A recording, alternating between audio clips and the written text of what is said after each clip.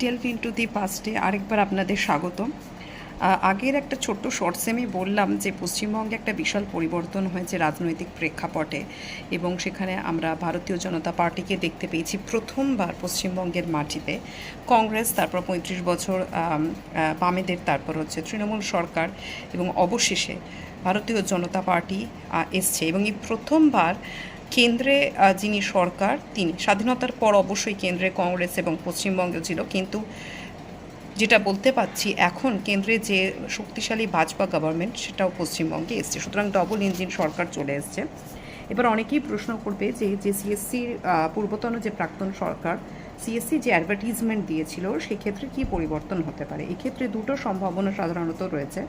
হতে পারে যে এই অ্যাডভার্টিজমেন্টটাকেই তারা অবভিয়াসলি, কারণ সিএসসি চেয়ারপারসন পাল্টাবে, হয়তো পুরোপুরি রিজেক্ট করবে না, কিছু সংশোধন এনে কিছু হয়তো এক্সট্রা সুযোগ ইনকর্পোরেট এবং কিছু অন্যান্য কিছু বাদ দিয়ে সেই অ্যাডভার্টিজমেন্টটাকে পরিশোধন করে হয়তো দেবে, এবং যারা ফর্ম ফিল আপ করেছি আমরা হয়তো পরীক্ষা দিতে পারবো। আরেকটা অপশন আমি দেখতে পাচ্ছি, সম্ভবত এটাও হতে পারে যে পুরো অ্যাডভার্টিজমেন্টটাকে একেবারে তুলে দিয়ে হয়তো টাকা ফেরত দেওয়া হতে পারে, এবং উইদিন 1 মান্থের মধ্যে, টাকা ফেরত দেওয়ার 1 মান্থের মধ্যে হয়তো আবার পুজোর পর ফর্ম ফিল আপের সম্ভাবনা রয়েছে।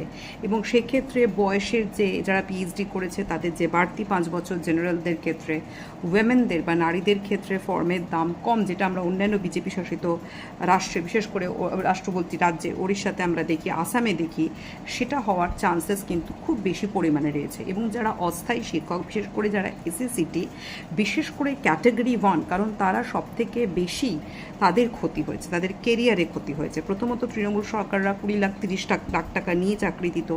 দ্বিতীয়ত হচ্ছে যে তারা সমান কাজ করে এইটুকু মাইনেও নয়, সেটা রেমুনারেশন, তাতে তারা পড়িয়েছে, এবং তারা যে পরিমাণ পরিশ্রম করেছে এটা সম্ভাবনা এটা হয়েছে যে তাদের পোস্টকে হয়তো অ্যাডহক বা সম্ভবত পার্মানেন্ট কোনো একটা পজিশন দিয়ে তাদের কনসলিডেটেড স্যালারিটা চালু করা হবে, এবং তারপর যে ফাঁকা পদগুলো থাকবে সেই পদে নিয়োগ হবে। বা এরকম হতে পারে কোনো কলেজে 4টে পদ রয়েছে, 3টে পদ রয়েছে, একটা করে এসএসসিদের জন্য থাকবে, সেটা জেনারেল বা সেটা অন্যান্য ক্যাটাগরির হতে পারে, বাকি দুটো পদকে তারা সিএসসির জন্য ওপেন করে দেবে। সাধারণত এই স্ট্রাকচারটাকেই দিল্লিতেও ফলো করা হয়, ওড়িশাতে, বিহারে, ইভেন ছত্তিশগড়েও ফলো করা হয়।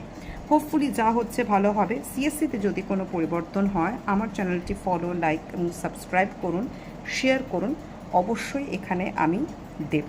ধন্যবাদ সকলকে, ভালো থাকবেন।